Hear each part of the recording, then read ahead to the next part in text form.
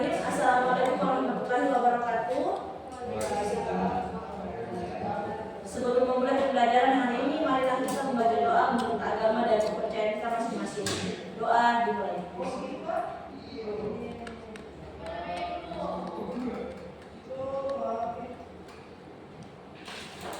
Oke deh, jadi ini pertemuan pertama ya.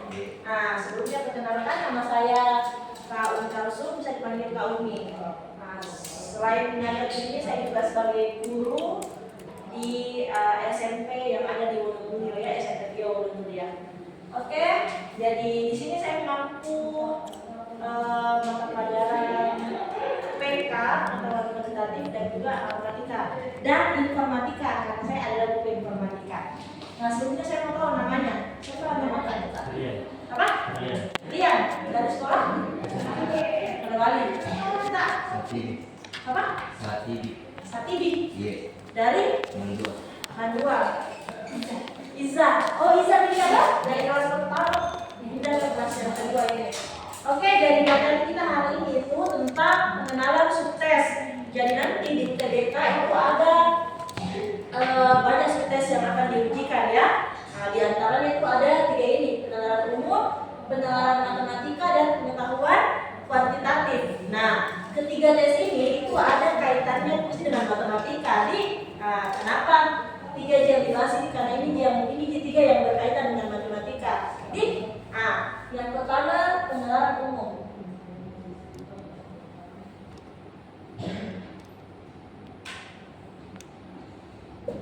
Di pengenalan umum ini ada 3 subtopiknya.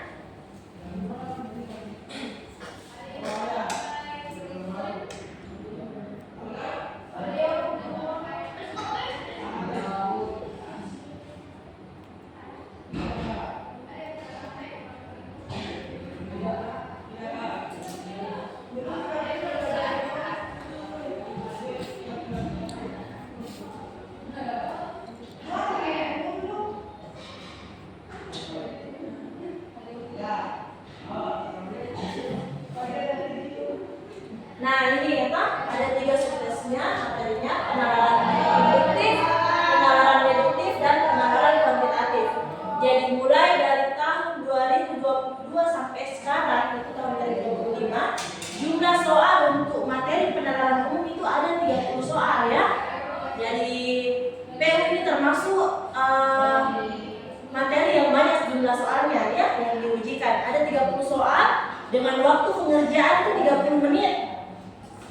Jadi PU ini 30 soal 30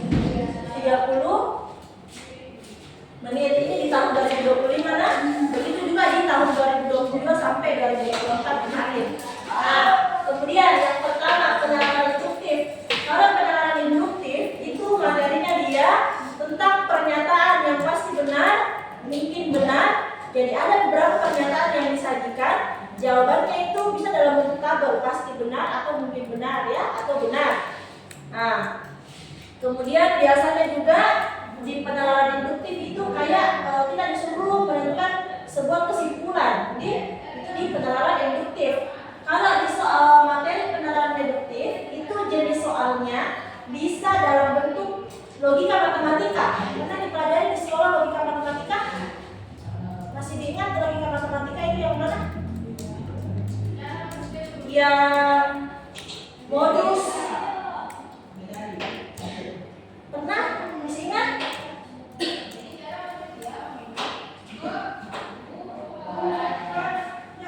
Jadi yang ini toh pengenalan induktif itu pernyataan benar salah.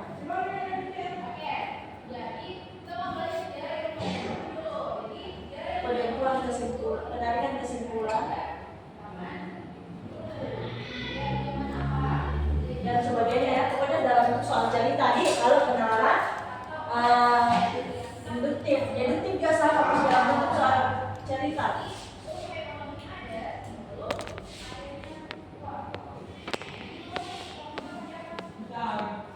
Ada namanya materi kalimat bercontoh.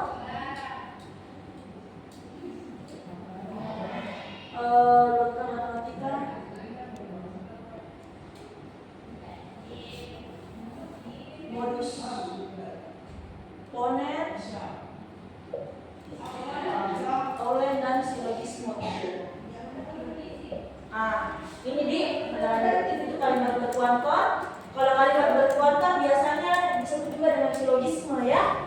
Yang ada kata semua, setiap, biasanya. Jadi kalau kalimat berkuantor itu deh, di soalnya itu disajikan dua pernyataan, kemudian kita disuruh menarik kesimpulan ya. Jadi dua ini itu penarikan kesimpulan jadi.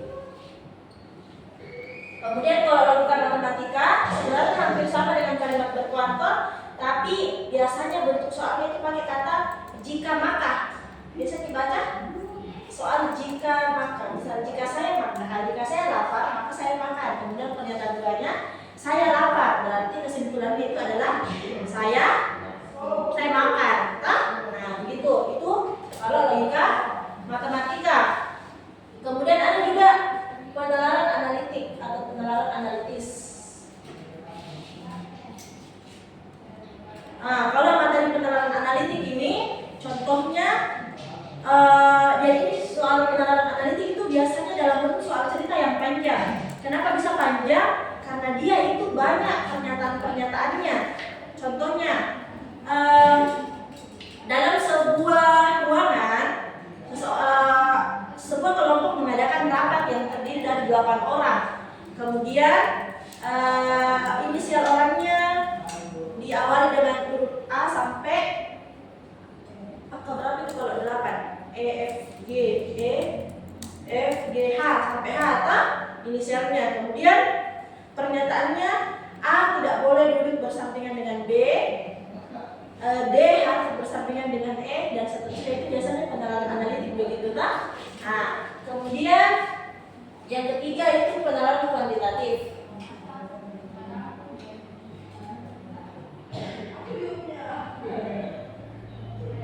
Nah, kalau penalaran kuantitatif ini matematika banget ya. Nah, biasanya soalnya itu dalam bentuk deret, apa lagi ya? Operasi hitung bilangan.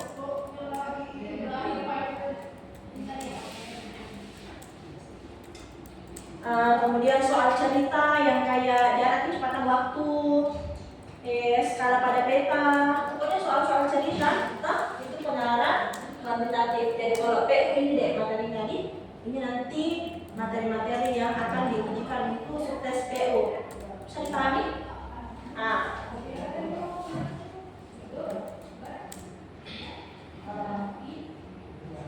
Coba bisa dibuka ini cek ombaknya.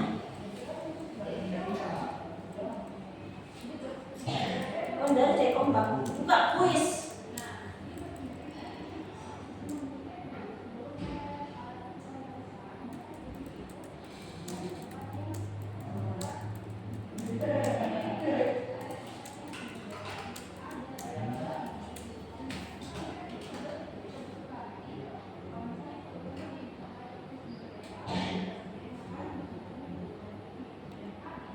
Tidak dibuka kuisnya?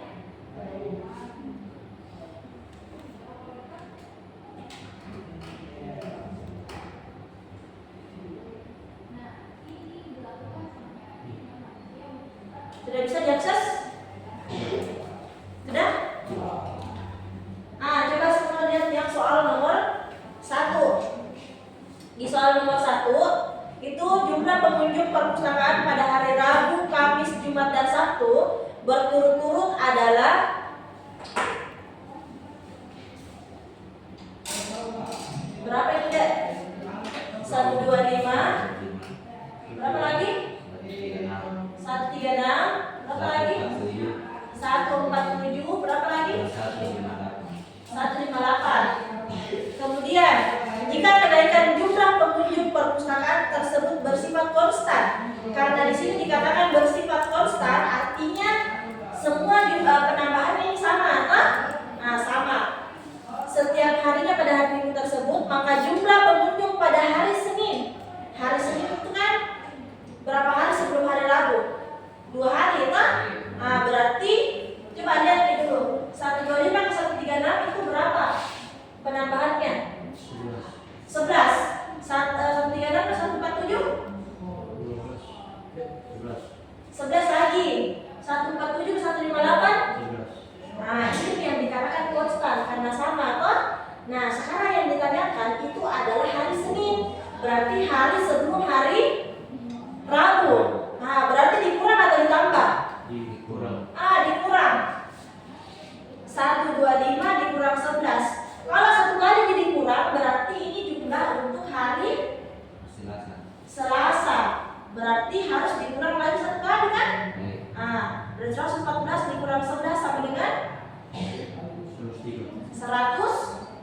3 ini adalah hari Senin. Nah, berarti ini nih jumlah pengunjung pada hari Senin.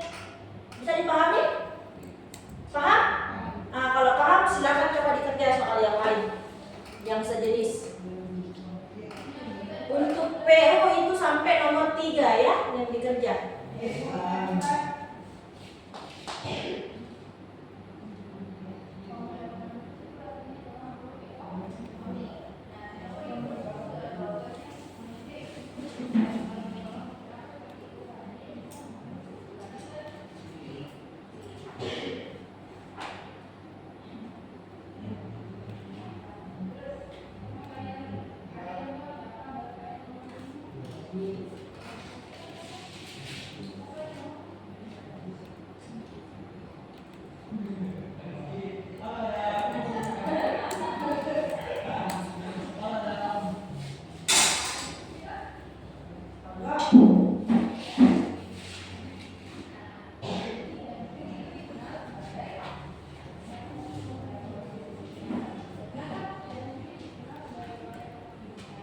Ya masuk deh. Jangan masuk deh.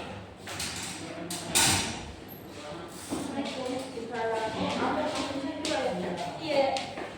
Sini ada depan di sini.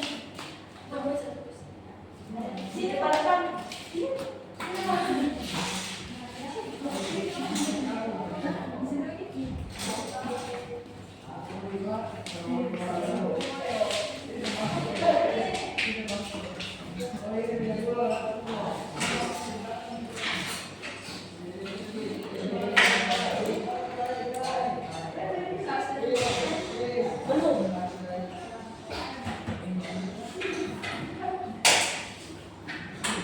Jadi di UTBK itu waktu pengerjaan itu soal PU 1 menit 1 soal ya. Lihat sudah ya.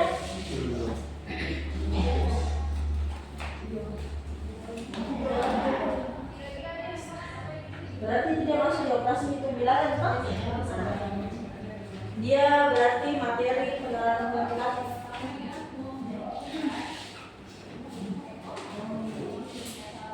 Sampai 3 saya dikerjakan. Nah, 1, 2, 3 saya dikerjakan.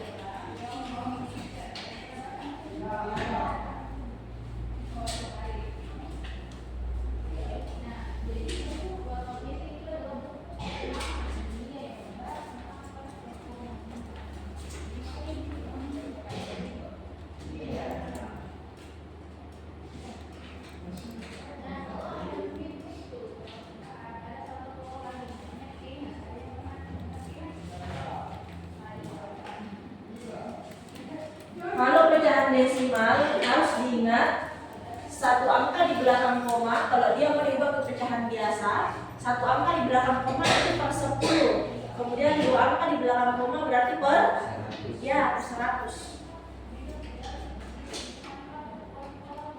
Jadi harus dulu diubah itu ke dalam bentuk pecahan ya.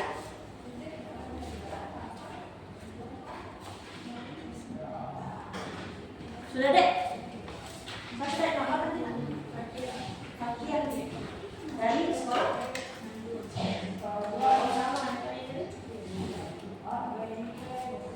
Sudah bisa?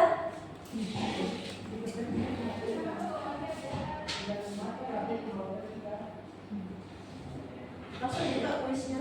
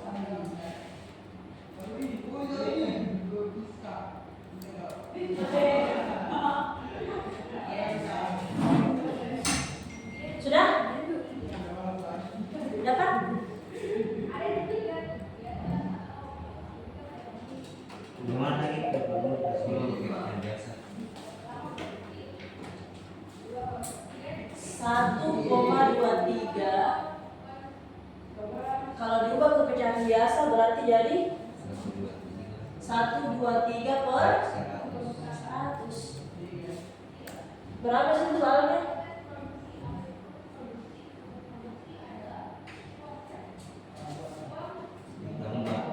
Hah? 123 per 100 ditambah dengan 16 per 5. Berarti diapakan? Kalau perpindahan pecahan disamakan penyebutnya, yang mana penyebut di sini deh. Nah, jadi kita pakai angka berapa di penyebut?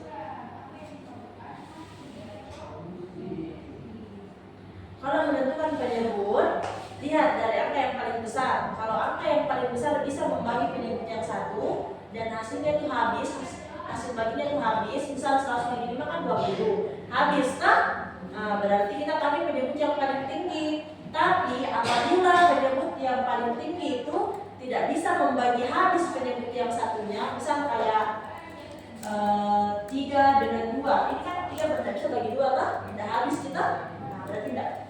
Kalau begini dikalikan Ki 3 dikali 2, tapi karena ini 100 bisa habis membagi 5, berarti kita pakai angka 100 ya. Kan 100 paling tinggi. Nah, berarti di atas ini adalah 123. Nah, 100 bagi 5 20 kali 16 berarti 3 2 kali 16 kan 32 kan? Nah, ditambah 3 karena ada 20 berarti 320 mungkin ya. Nah, berapa? 123 tambah 320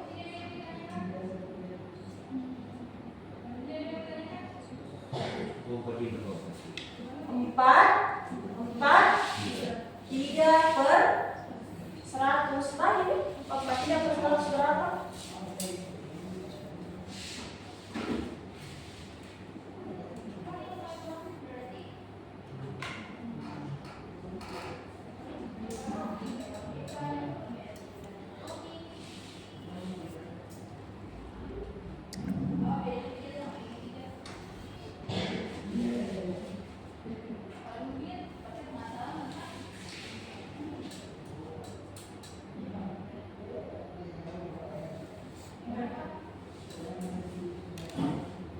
Nah, sekarang karena di opsi itu dia dalam bentuk pecahan campuran, sedangkan yang jawaban tidak dapat ini kan sama dengan 4,43. Terus apa yang ditanyakan apa di situ bunyi soalnya?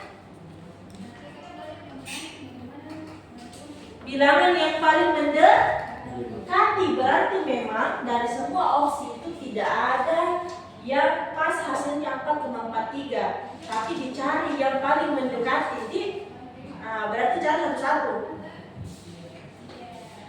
49 per 20. 49 per 20 itu kalau diubah jadi pecahan biasa jadi berapa? 89 per 20 kan? Caca? Nah, kemudian 42 per 5 kalau diubah jadi pecahan biasa 42 per 5 berarti sama dengan 42 per 5 berarti 22 per 3. Kemudian yang satunya lagi bagian C apa lagi? 41 per 2 berarti sama dengan berapa? 9 per 2. Bagian D berapa? 5 2 per 5. 5 2/5 berarti 27/5. Jadi ini A, ini B, ini C, ini D. Berapa E-nya? 5 1/2. Berapa itu 5 1/2? 11/2. Hah? Nah, kan tadi deh yang kita dapat itu hasilnya 443/100 itu sama dengan 4,43. Hah? Berarti kita bagi semua ini pecahan biasa menjadi pecahan desimal. Kalau kita bagi kan pasti jadi pecahan desimal. Kemudian dilihat yang hasilnya paling mendekati 4,43, maka itulah jawabannya. Nah, coba kita dari bagian E. 11 bagi 2 berarti sama dengan 5,5. Mendekati atau tidak? Tidak, jauh. Hah? 27 bagi 5. 27 bagi 5 berarti hasilnya 5 juga. 5, kan? 5,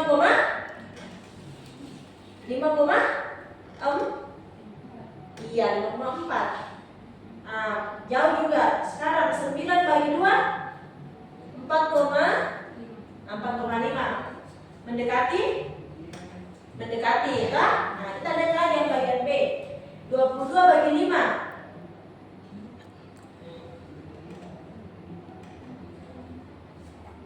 4,4. Mendekati? Mendekati. Sekarang kita lihat lagi. Tapi 4,40 tuh ini tuh pas kita. Nah, kalau tadi 4,50. Sekarang kita lihat yang ini 89 bagi 20. Silakan dibagi coba. Ibunya dicatat.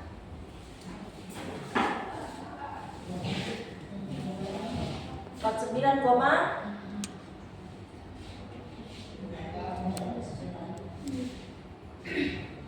berapa hasilnya? 89 bagi 20.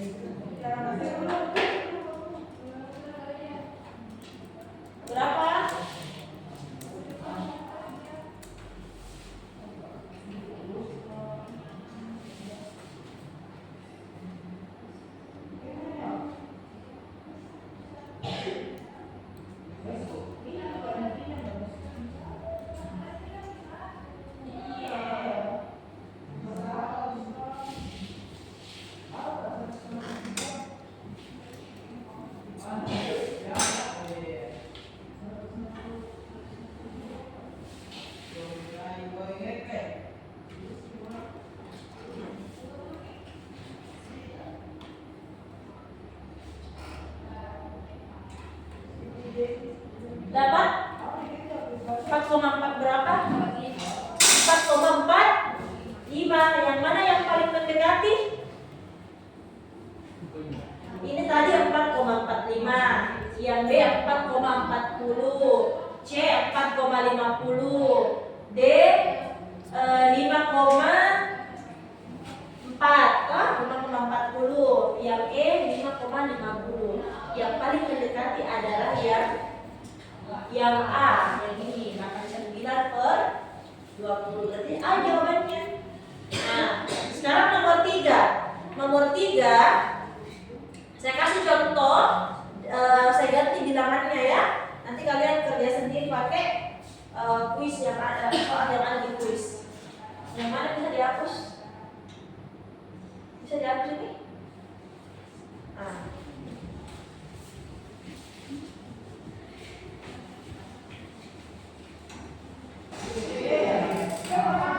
Yang nomor 3 diketahui perbandingan 1:2. Kan di sini soalnya untuk membuat racikan kopi susu, rasio kopi dan susu yang digunakan adalah 1:2. Jika jumlah susu yang digunakan adalah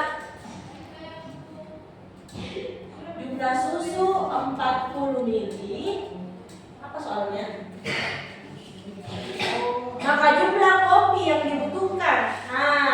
Berarti kalau begini yang menandakan kan kopi itu kita anggap kopi ini sebagai X, ya. Bisa? Paham? Nah, berarti penyelesaiannya X per 40 sama dengan 1/2. Sama juga yang di soal itu kan, jumlah kopi yang dibutuhkan juga yang ditanyakan di soal kan. Nah, jadi X per 40 sama dengan 1/2. Apa ini X-nya? Kopi. Nah, 40 ini adalah susu. Kalau sudah begini diapakan? Dikali sila, ya.